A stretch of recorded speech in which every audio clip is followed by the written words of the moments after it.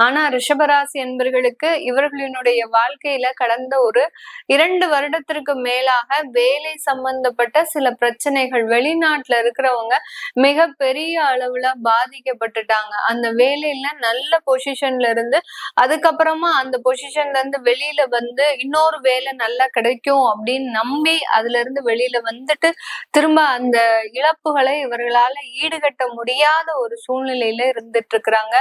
எந்த விதத்துல எப்போ இந்த மாதிரியாக பாதிக்கப்பட்டோம் அப்படின்றது கூட அறியாத ஒரு நிலைமையில தான் இந்த ரிஷபராசி அன்பர்கள் இருக்கிறீங்க.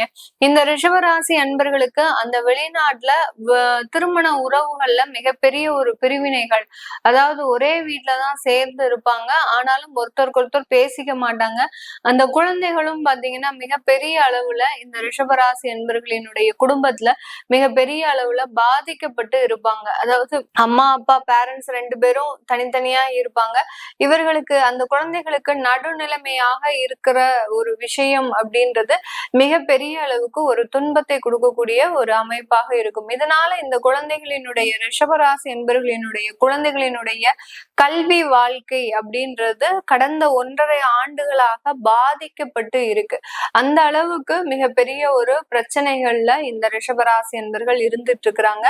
இப்போதைக்கு இந்த ரிஷபராசி என்பர்களுக்கு அந்த மாதிரியான பிரச்சனைகள்ல இருந்து மீண்டு வந்தாலும் கூட வேலை சம்பந்தப்பட்ட விஷயத்துல எந்த பெரிய அளவுக்கும் சாட்டிஸ்பாக்சன் அப்படின்றது இல்லை.